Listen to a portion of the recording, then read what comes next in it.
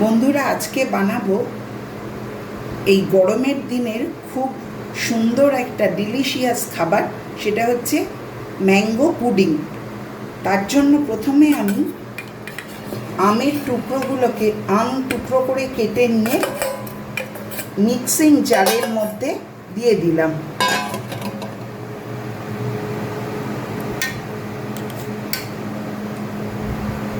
এবার এর মধ্যে দিয়ে দিচ্ছি আমি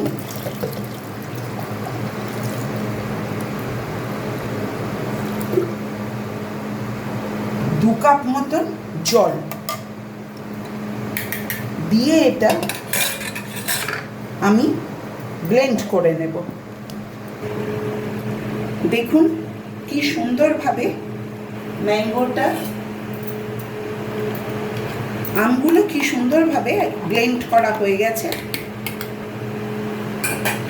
এবার আমি এটা একটা ছাঁকনি দিয়ে প্যানের মধ্যে ছেঁকে নেব।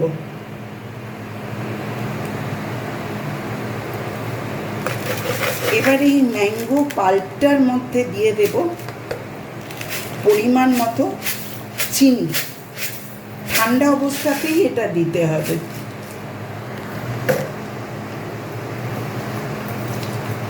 আর দেব এর মধ্যে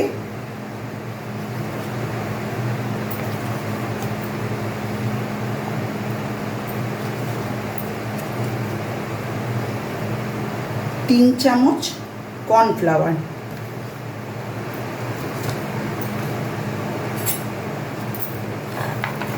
দিয়ে এটা ভালোভাবে এই ঠান্ডা অবস্থাতেই মিশিয়ে নিতে হবে। তারপর আমি গ্যাসের ফ্লেমটা দেব, তারপর আমি গ্যাসটা জ্বালাবো। আগে এটা সুন্দরভাবে মিশিয়ে দিতে হবে। এবার আমি গ্যাসটা জ্বালছি। জেলে এই ম্যাঙ্গো পাল্পটা, যেটার মধ্যে আমি কর্নফ্লাওয়ার আর চিনি মিশিয়ে দিয়েছি, সেইটা আমি বসিয়ে দিলাম এবং এটা বারবার এরকম করে যতক্ষণ না ঘন হচ্ছে ততক্ষণ নেড়ে যেতে হবে, যাতে কোনোভাবে এটা এক এক জায়গায় জমাট বেঁধে না যায়। যতক্ষণ না এটা সুন্দরভাবে ওই জেলির মতন হয়ে যাচ্ছে ততক্ষণ পর্যন্ত এটা ভালোভাবে নেড়ে যেতে হবে। দেখুন বন্ধুরা, কি সুন্দর ম্যাঙ্গো জেলি তৈরি হয়ে গেছে, জিলেটো ম্যাঙ্গো তৈরি হয়ে গেছে। এবার পুডিংয়ের জন্য দুধটা কিভাবে আমি তৈরি করব সেইটা আপনাদের দেখাচ্ছি। কড়াইতে দুধ দিয়ে দিয়েছি, এখানে প্যানে দুধ দেওয়া হয়েছে, আর এখানে গুলে নিচ্ছি ভ্যানিলা কাস্টার্ড পাউডার।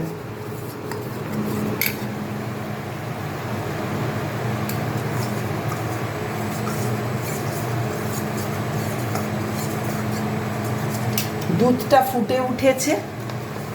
এবার আমি এর মধ্যে দিয়ে দেব পরিমাণ মতো চিনি। মিষ্টিটা আপনারা আপনাদের নিজেদের মতো দেবেন, যতটা মিষ্টি আপনাদের ভালো লাগে সেটা বুঝে আপনারা চিনিটা দেবেন। এবার এটা ভালোভাবে চিনিটা দুধের মধ্যে মিশিয়ে নিতে হবে। সেই জন্য দুধটাকে আমি ফুটতে দিয়ে রাখলাম, আর এখানেই গুলে নিচ্ছি ভালো করে কাস্টার্ড পাউডারটা। কাস্টার্ড পাউডারটা সবসময় ঠান্ডা দুধে গুলতে হবে, গরমে দিলে এটা জমাট বেঁধে বেঁধে যাবে মাঝখানে। সেই জন্য আমি ঠান্ডা দুধের মধ্যে কাস্টার্ড পাউডারটা গুলে রেখে দিচ্ছি। এবার দুধটা আমি ভালোভাবে ফুটতে দেব, চিনিটা যাতে এর মধ্যে মিশে যায়।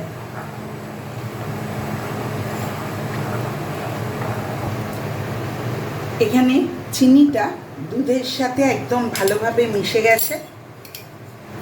এবার আমি এর মধ্যে দিয়ে দেব ঠান্ডা দুধে গুলে রাখা কাস্টার্ড পাউডারটা।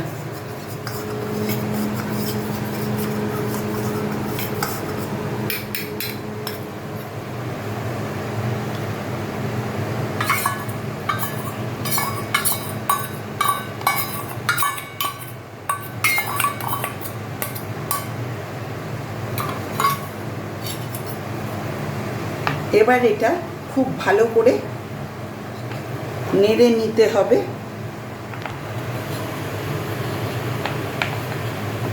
দুধের মধ্যে ভালো করে মিশিয়ে নিতে হবে।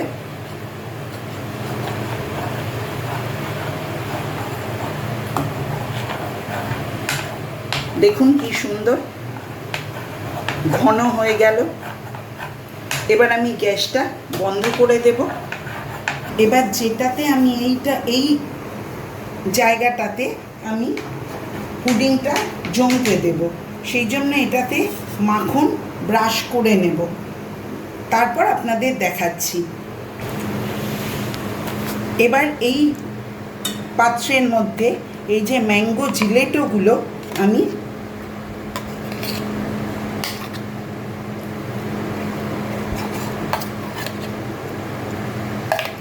ছড়িয়ে দিয়ে দিচ্ছি।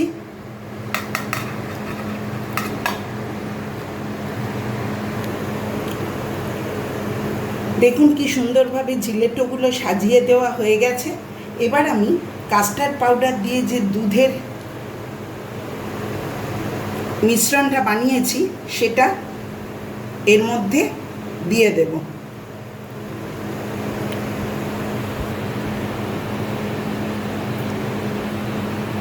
এই দেখুন খুব সুন্দরভাবে পুডিংটা আমি সেট করে দিয়েছি, একদম ভালো করে, যাতে কোনো ভেতরে কোথাও জমে না থাকে। সুন্দরভাবে এটা সেট করা হয়ে গেছে। এবার এটা আমি প্রথমে একটু ঠান্ডা হতে দেব বাইরে, তারপর ফ্রিজে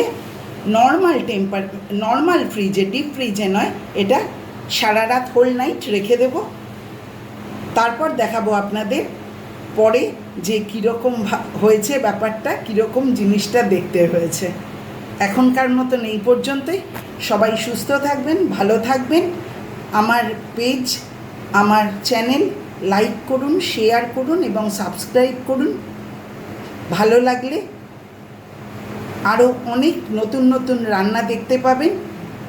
শুভরাত্রি, ধন্যবাদ।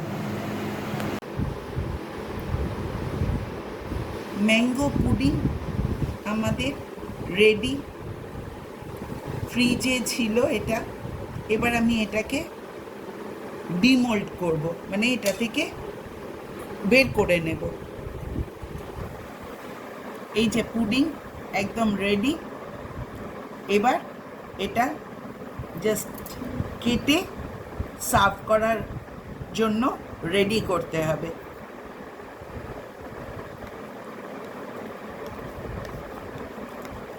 এটা ওয়ান টাইপ অফ কেক হয়ে গেছে, তাই নিজেই নিজের হ্যাপি বার্থডে বলে পুডিংটা কেটে নিচ্ছি।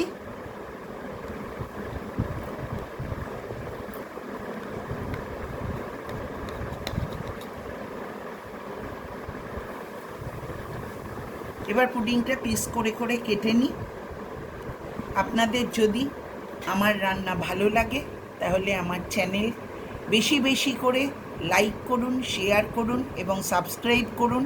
শেয়ার করুন বেশি বেশি করে, তাহলে আমি আরও উৎসাহ পাবো এবং নতুন নতুন আরও রান্না রেসিপি আপনাদের দেখাতে পারবো।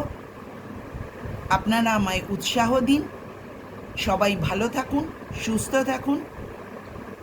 ধন্যবাদ।